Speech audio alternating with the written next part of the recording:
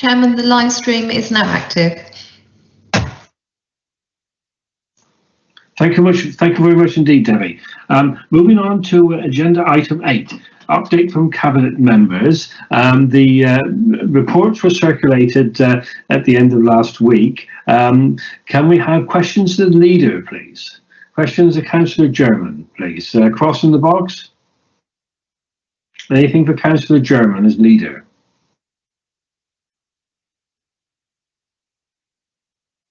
Anything for Julian? Could I just give a quick update? Yes, please do.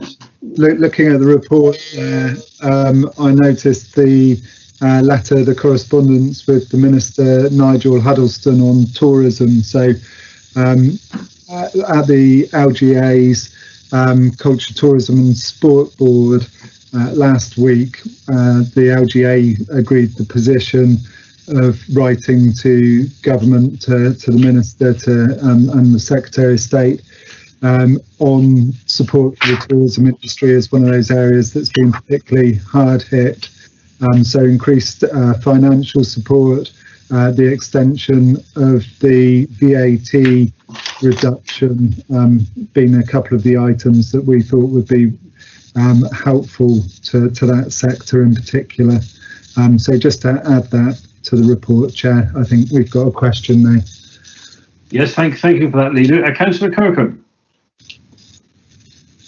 I'm not on this committee. Is this allowed? No, that's okay, because no committee members have indicated that they have a question for Julian, so please go ahead. Sorry, I was just prompted by that. Obviously, there's an issue with GLL now. They're in. I assume that there will be some difficulty if this carries on for much longer. I just wondered how the funding that we'd already given, the emergency funding a while ago, was that secured on anything, or has it already gone to GLL and been spent? And are we protecting that in any way? Councillor Ethel Gibbons may want to respond to that in terms of his portfolio. So I can only update in general terms from, again, wider involvement across the country in different groups, but including the Culture, Tourism and Sport Board. The belief from Sport England, as reported to us, that the fund is 4 times less than is needed by the sector, so 100 million, a 400 million need believed by Sport England.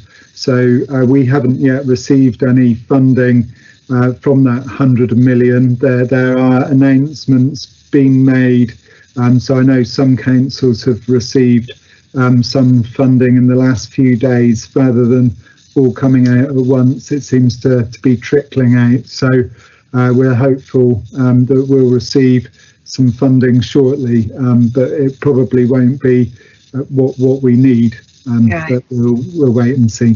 Thank you. Thanks. Thank you. Councillor Fitto, please. Leader, I just wondered, I'm not sure if it was in your report, but could you sort of give us your view on the various comments being made about a proposal that we hold the elections on May the 3rd or the deferred until September? From your position as a leader of the party, what would be the preference, if you have such a preference?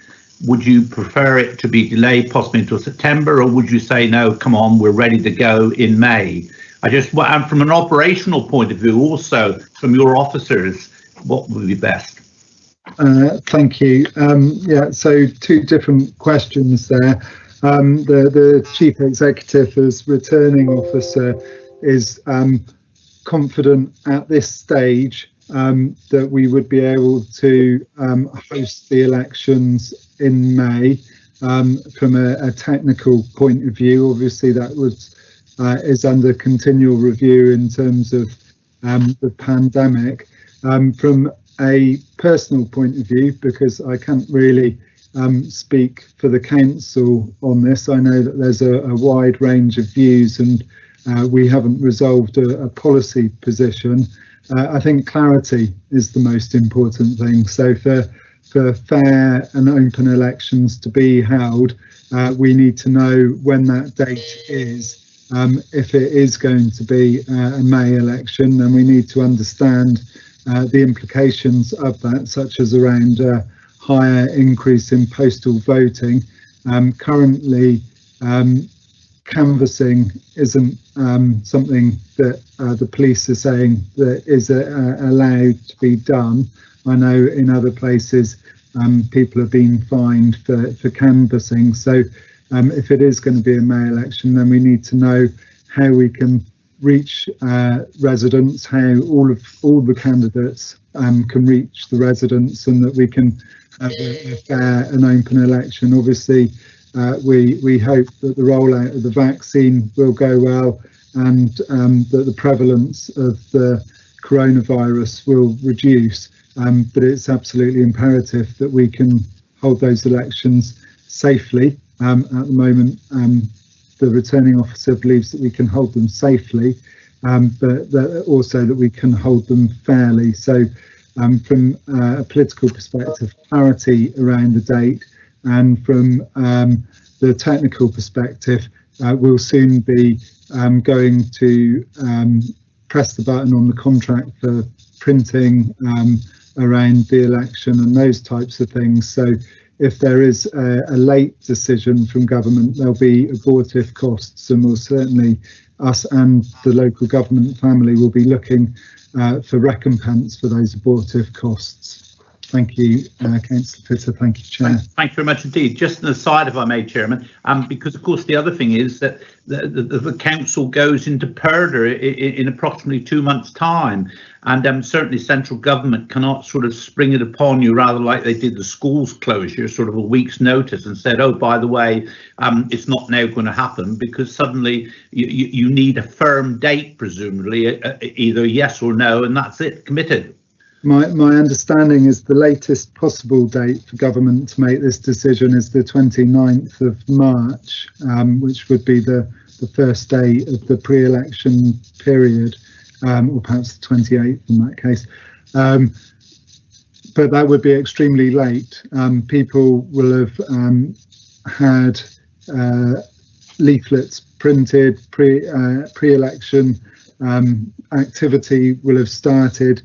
Councils across the country will have incurred costs to be able to host the elections then. So really a decision needs to be taken now as to whether or not the elections are going ahead in May. Thanks, Leader, very helpful. Yes, thank you very much, Leader, on that. In fact, also say I thought that Councillor Kirkham made some very good points on this in the Politics Southwest show on Sunday, where she, highlighted the costs that local authorities could be, having to pay when budgets are very tight. Councillor Bowden, please. Yeah. Afternoon, Julian. G7. I know that the security and the police are being drafted in from all over the country. Are you expecting to have to release a number of officers for this huge logistical job? No, I mean there will be work for the council, road traffic closures, things that we would do for major events. For other major events, so there will be work involved, but no, I'm not expecting officers to be redeployed to G7. Yeah. The other thing is Jeremy Hunt was on the radio this morning saying that masses of people do not isolate when they're asked to. Have you found the same problem in Cornwall, or are people a bit more respectful when they've been told? I'm not sure at what level we've got that local data. I think I can provide the committee with a written response from the Director of Public Health. I know that our track and trace has been more successful, and I think we have a higher prevalence of people following the rules so far as we can tell, because obviously there is an element of honesty in those conversations. So I think it's difficult to say for sure the numbers of people that are following that guidance. Yes. What we're finding is that it's actually service people now are going down with it, like electricians and people like that, who actually, and of course, they must like to go up for a few days before they realise it. Anyway, it's a long way to go on that. Thank you. Thank you. Anything else for the leader, please, before I move on to Adam? Thank you very much for that, Julian. Now, questions to Deputy Leader, Councillor Painter. Anything for Adam, please? Cross on the box.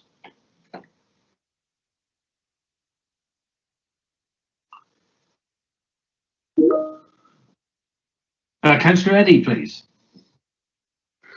Thank you, Chairman. Deputy Leader, we've just voted not to take the recommendations of the Independent Remuneration Board on board, and for that to be reviewed by the new administration.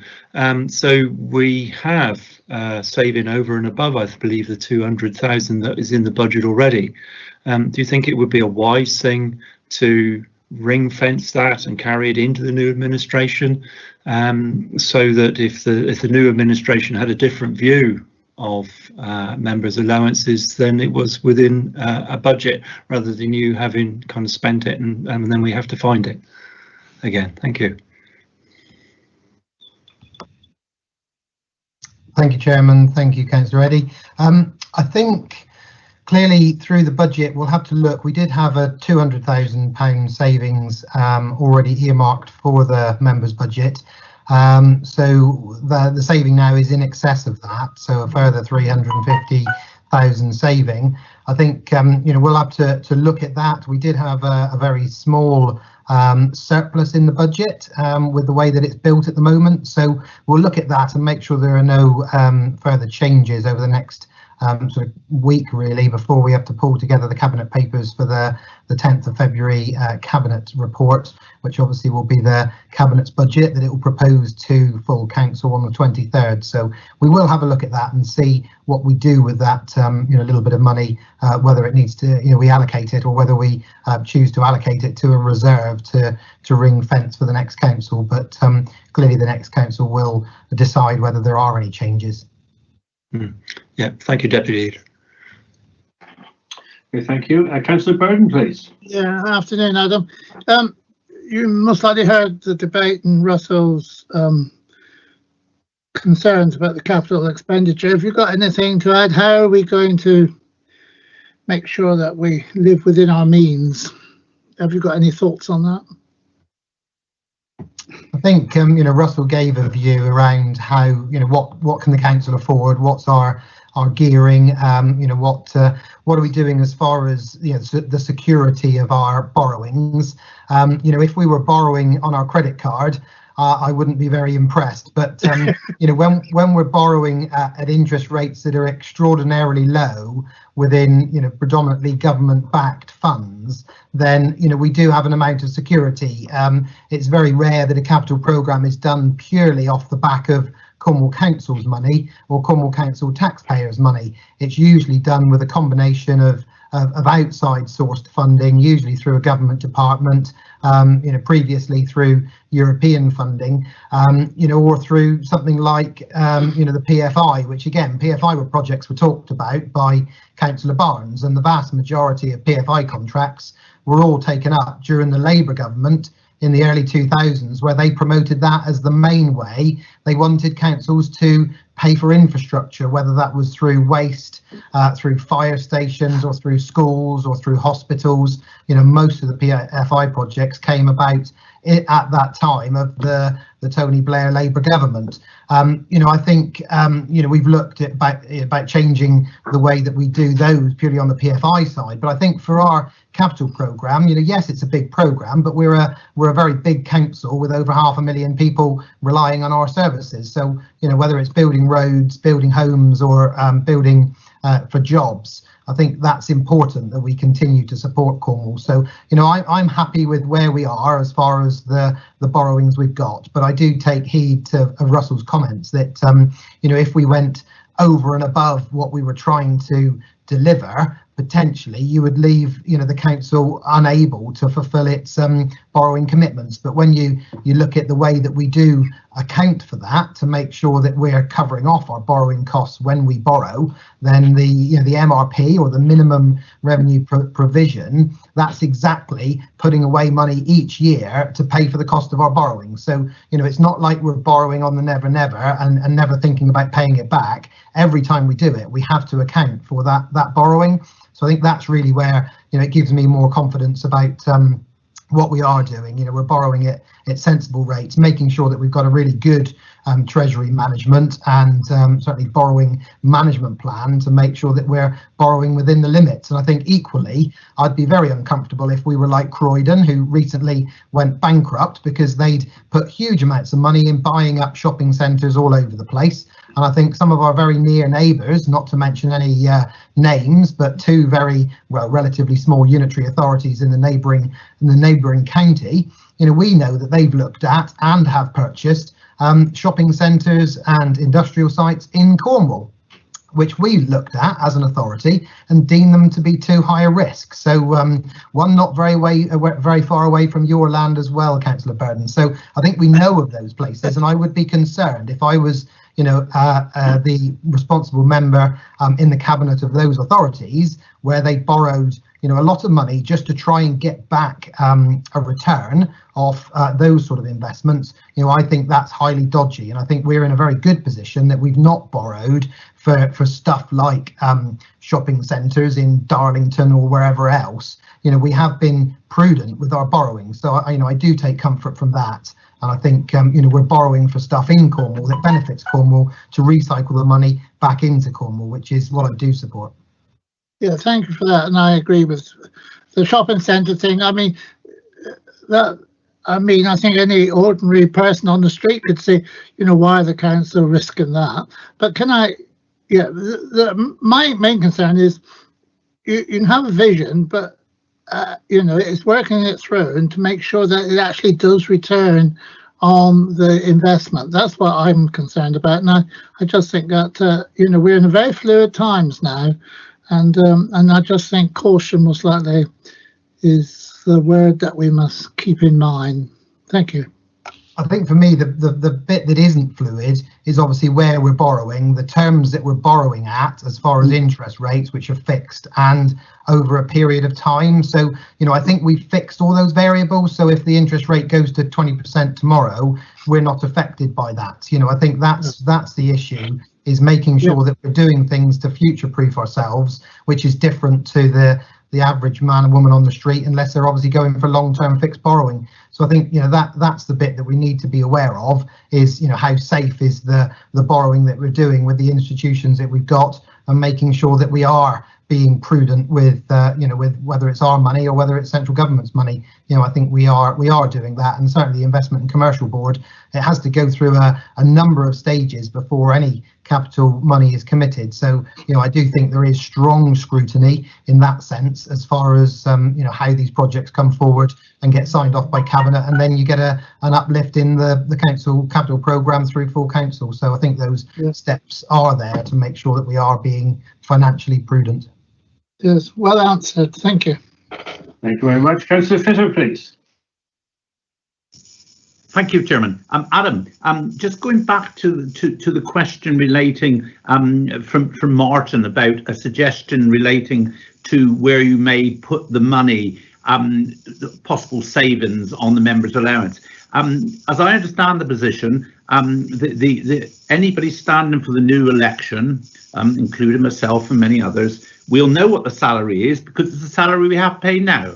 And so there's no surprises there. And indeed, I think it gets index linked in April in line with members. So there's no problem there.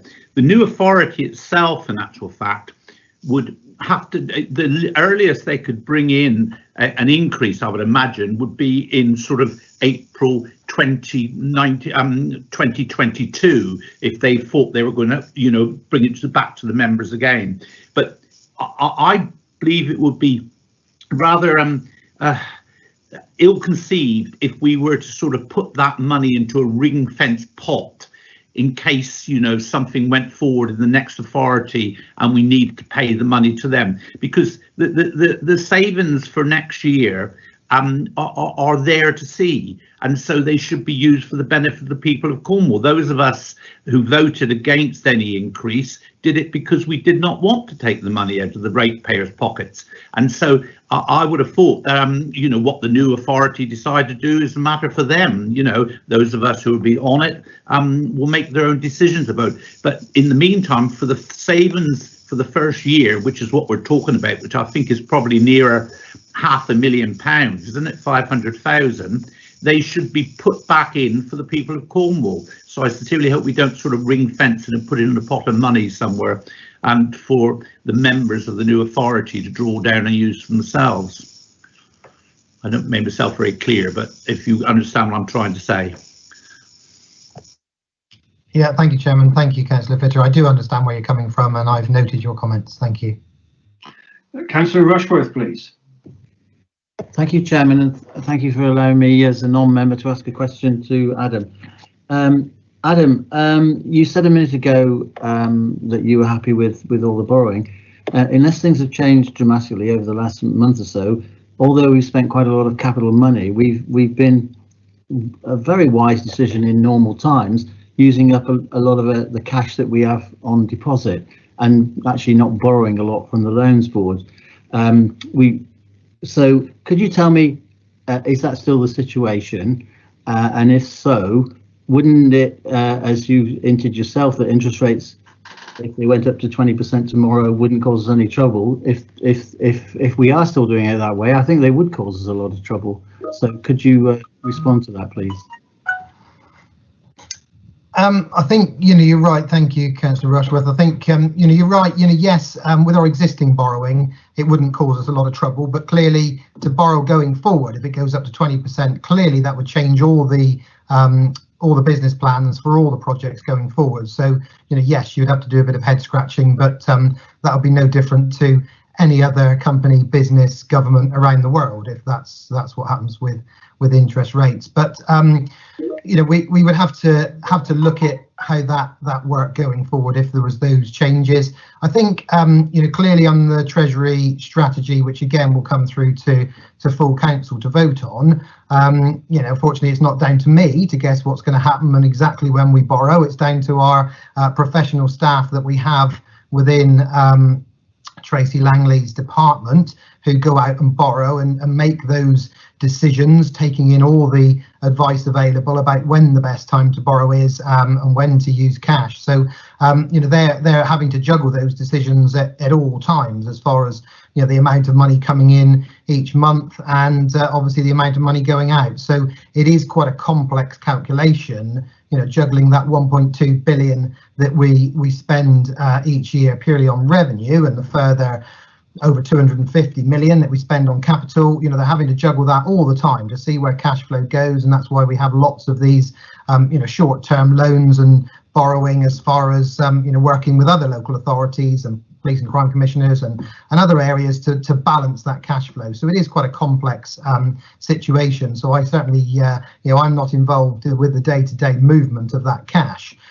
You know, I think you know, they will look at the economic forecasts, working, you know, alongside any advisors they're using, and clearly you know, that was a decision made, you know, especially by the former section 151, where, you know, he was very keen to use some of that cash where he felt it was the best way to go forward, but now it would look at how we would borrow money. So you know, it is that balance of Treasury management to try and make sure that you can get it as right as you possibly can do. So, you know, that's what they'll continue to do, and they'll look at it now whether there will be further borrowing for the capital programme to make sure that they can do it at the most opportune time. But we've seen Public Works Loan Board rates jump around a bit. You know, government have jumped those around a bit, trying to control other council spending, mainly around unwise investments into the commercial sector. So, you know, we haven't done that. We've very much been looking at stuff for Cornwall, rather than you know, doing some of those risky investments. So I think at least if you're doing it for, you know, in Cornwall, you've got much more control of what happens,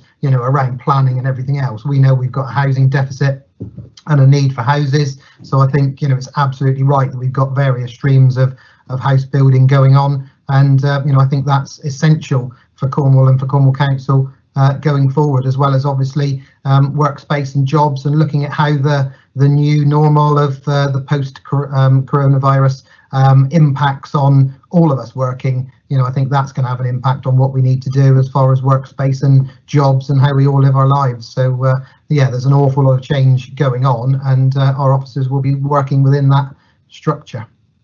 Thank you, Adam. If I may just come back, Richard. Please do. Would it be possible to have it forwarded on to me and any other members if they want it, the amount that we're of our own, the borrowing, the committed borrowing and expenditure that we are actually using out of our own cash flow, and not against what we borrowed against the loan we borrowed on the market or through the loans boards? That would be very helpful, I think, with us approaching the next the budget debate. Thank you. I'm sure our officers can supply that. If you want to drop just a short email of what you would like to Tracy Langley, I'm sure she'll be able to pull those figures for you, Councillor Rushworth. Thank you, Adam. Any more questions for Adam, please? Any more questions for the Deputy Leader? Okay, Adam, thank you very much indeed for that. Thank you very much. We'll now move on to Mike Eathorne-Givens, please. Mike, in your comments, I wonder if you could respond to the points made earlier by Councillor Kirkham, and any other members, please, who would like to ask Mike a question, cross in the box. Yes, happy so to do, Chairman. Certainly in terms of Councillor Kirkham's question, the first one was really to do with existing money. Has it been utilised? The simple answer is yes. It was a significant sum to help support the activities, some 4 million. It is repayable. Clearly the latest situation which they find themselves is difficult, and there are discussions going on between GLL and our officers for further financial support, and I wait to hear the outcome of that. As the leader's already said, there is representation made to central government in terms of the 100 million pot, and as he indicated, and I will certainly endorse, the 100 million just isn't sufficient, and we do need more money to help us go.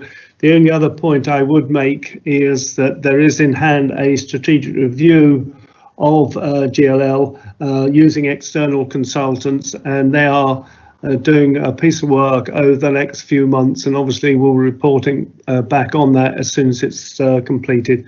So hopefully that addresses Jane's questions, but I see she's got another cross in the box.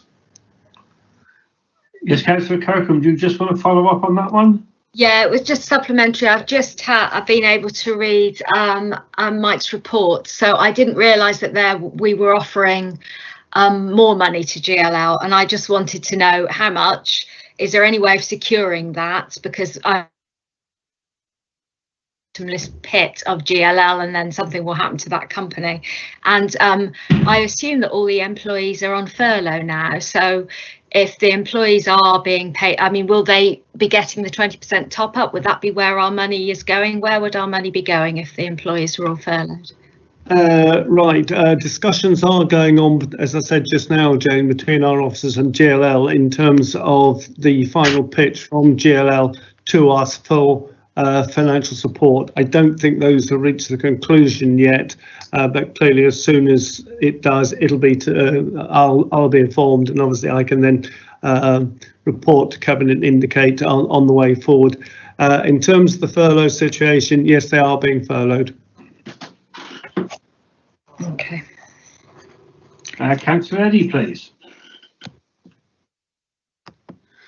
Thank you, Chairman, and thank you, Mike, for your endorsement of our recommendations and picking up the torch and carrying it for us. Thank you. I noticed in your report the business plans for Corveth and Corserve, Treveth and the Wayfab are coming forward to this committee next month. It would be nice to see social value mentioned somewhere in those reports as one of the objectives they'll be seeking going forward. Thank you. I will do what I can to remind them of that when they come forward, Councillor Eddy. From what I've seen of the call serve one, I think there was only limited reference to it, but we've got a meeting with them tomorrow, and I will remind them of the policy approach. So, yeah. Thank you very much. Thank you, Mike. Thank you, Chairman. Thank you very much. John Fitter, please. Yeah. Mike, I just heard the question related to the furlough and the remunerations being paid. We in the first lockdown, it was certainly policy that employees of CAL were paid 100%. So the CAL paid the difference of 20%. But in the second lockdown and now the present lockdown, that practice has been discontinued, and certainly the employees are being paid the 80% like all the rest of the people in the private sector in Cornwall. Am I to understand, in actual fact, that there may be some of the money for the leisure service, the swimming pool people, the people GL, whatever they're called, yeah, are paying 100%? And if that's the case, surely we're not subsidising that but topping it up. I will follow that one up. I don't know the precise situation there, but I will follow that, Councillor Fitter. Fine. Yeah, because if you would, I mean to say, it would be quite unsatisfactory, really, if the ratepayers, the average ratepayer in Cornwall who's furloughed, is getting his 80%, and suddenly part of his council tax is being used to pay a small sector of society 100%. Thanks very much indeed, Michael. Yes, indeed, I agree with that. We need to have a consistent approach. I will double check the situation. Councillor Lowell, please. Sorry, Carol, I missed you out the time before. Oh, no, don't worry, Richard, thank you. Sorry, Mike, GLL's going to come and haunt you, I think, but I've been chasing a while. The leisure centre at Weybridge is used by the school, and it's used by a large part of the school's curriculum. Now, the roof in the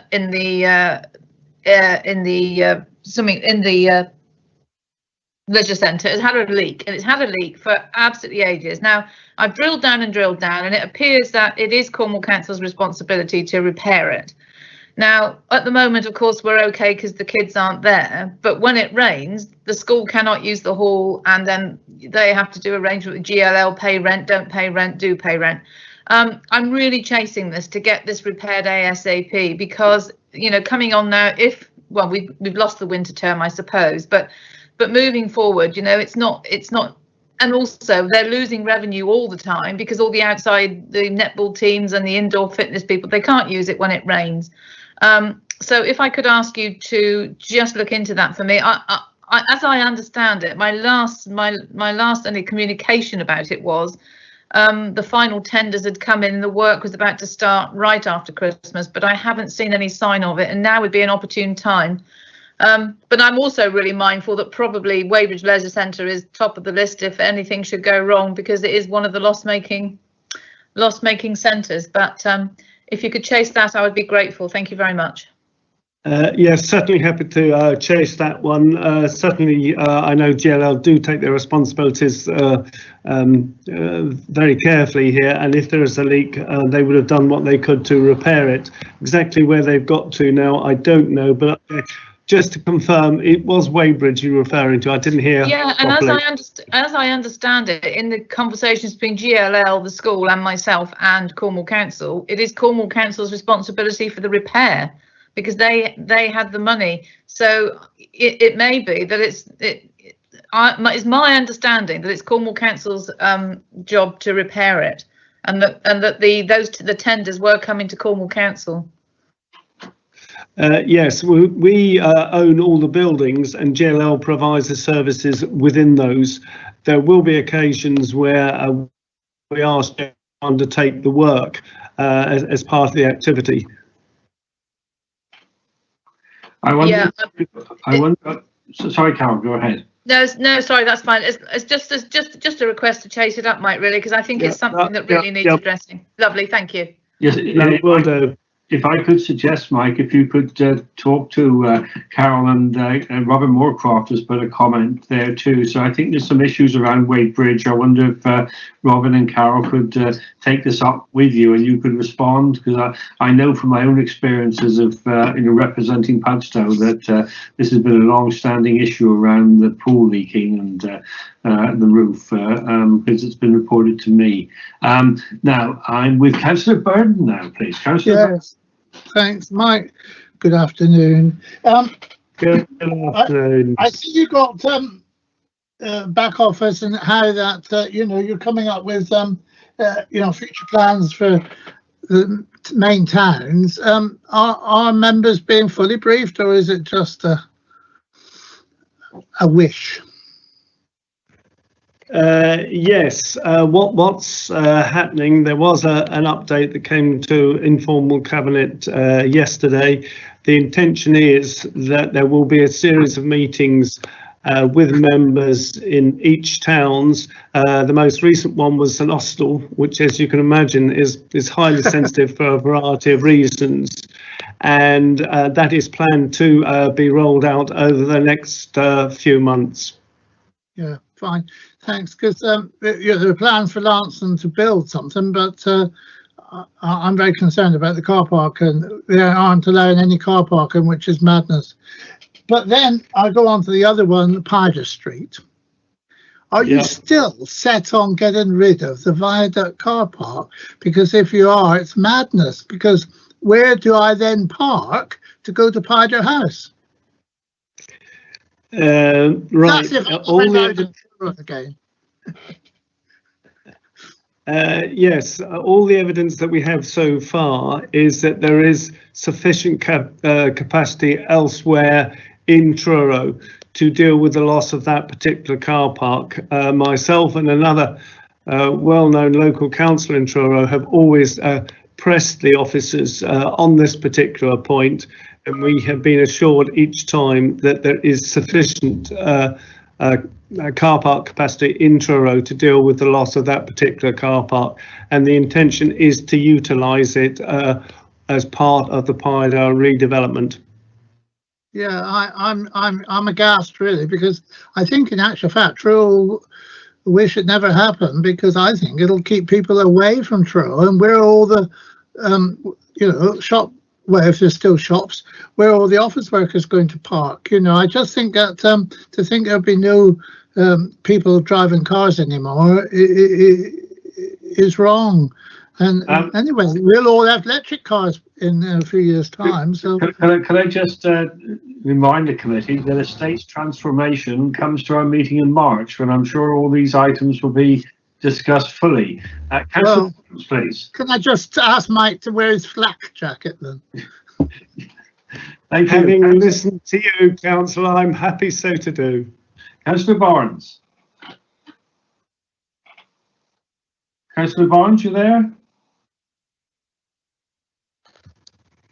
Councillor Barnes? No. Okay. Yes, thank you, Chairman. Can you hear me? Yes, hear you loud and clear.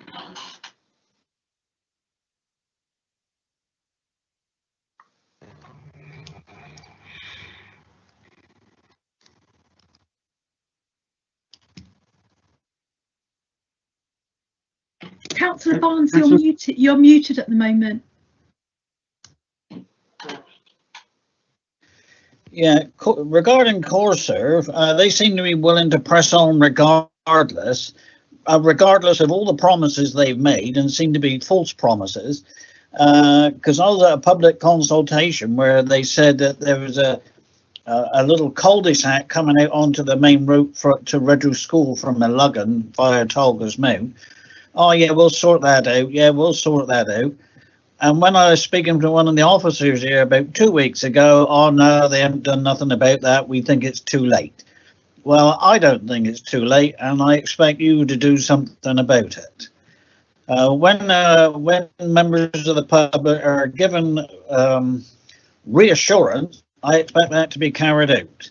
So I know the local members up around Tolga's Mount are very incensed that there's a road going to come out onto this main road that all the traffic comes from Mullugan. So I'd be grateful if you could do something about it. Are you still there? I am still there. If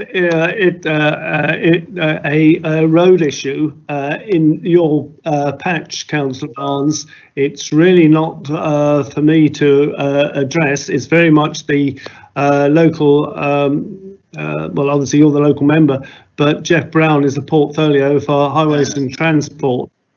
No, it's in about the road. It's in about the road. No, you're going on the wrong tangent. It's not about the road. It's about a part of the new plan coming out onto that road. And we was told it wouldn't happen, and now I've been told it's going to happen. So it comes down to CorServe not doing as they said they would. It's nothing to do with highways. I ain't going to go to Jeff Brown. It would be a waste of breath. Thank you, Councillor Barnes. Perhaps you could send me an email with the details and I will follow that up. Okay. The second thing is I have to agree with my colleague, Councillor Burden. To do away with the viaduct car park is absolute madness. This is going to follow on from the debacle at the other end of the A390, where you've just ignored other people. And I can't believe you're even considering this option of getting rid of the viaduct car park. It's madness, complete and utter madness. I don't think I've got anything else to add to what I said to the previous commentator, Councillor Barnes. Well, you seem to believe everything the officers tell you and nothing the members tell you. I note what you say, Councillor Barnes. I have looked closely at the proposals for PIDR development. Members will have the opportunity to comment at that at the appropriate time. Yes, if I could just reiterate my other comments that estates transformation and the way consultation has been taken on by Cornwall Council, will be part of our estates transformation, discussion next time in March. I'm sure. Councillor Brown has joined us. Malcolm Brown, please.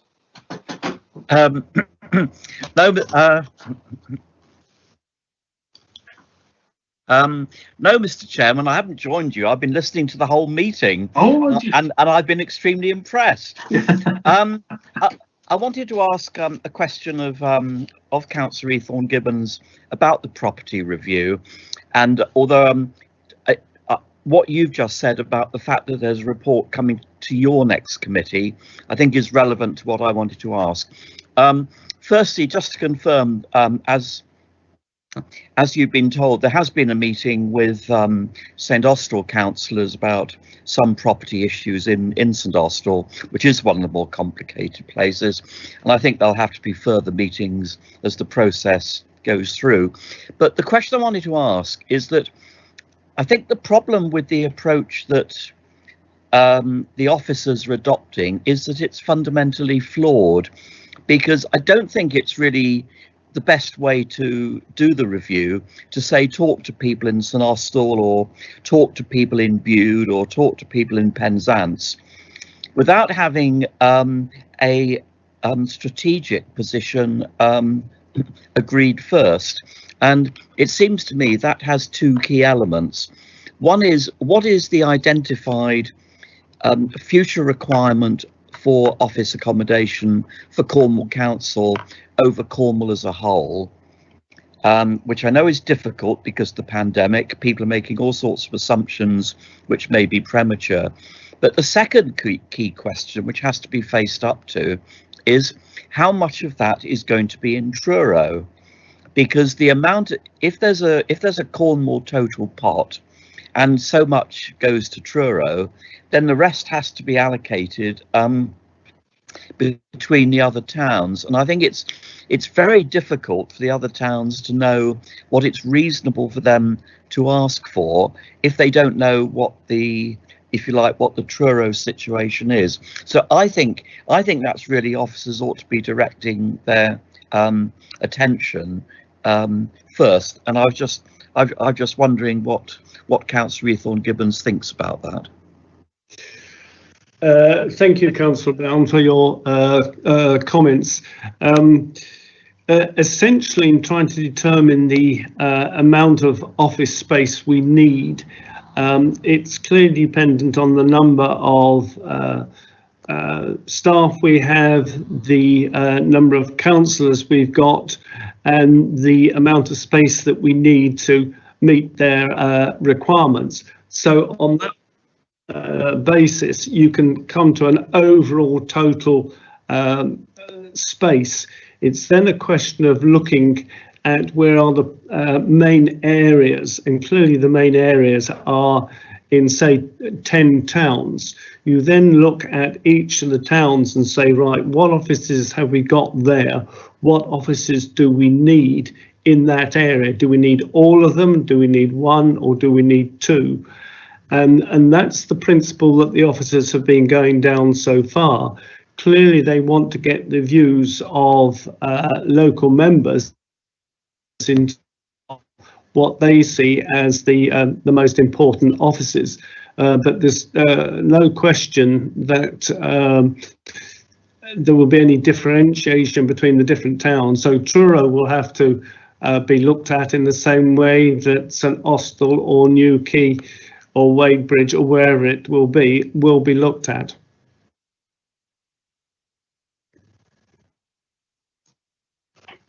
Hopefully, Councillor Brown, that addresses your question and comments. Yeah. Did you want to come back on anything there, Malcolm? So, supplementary question, Councillor Brown? Yeah, it's only...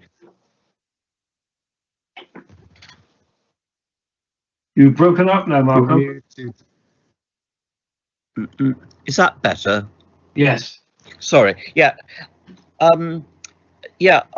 Thank you for the response. I don't think, though, that you can treat Truro as the same as the other towns. Like if we were talking about retail, we wouldn't be talking about Truro in the same way as other towns. Or if we were talking about commuting, we wouldn't be talking about Truro in the other towns. I honestly think it really is important that Truro goes to the top of the list for a review, and that there is something then to be discussed, not to be imposed, to be discussed, and then that can be the basis of looking at other towns as well. Well, if I could come back on that, Truro at the moment clearly has, in effect, its headquarters building.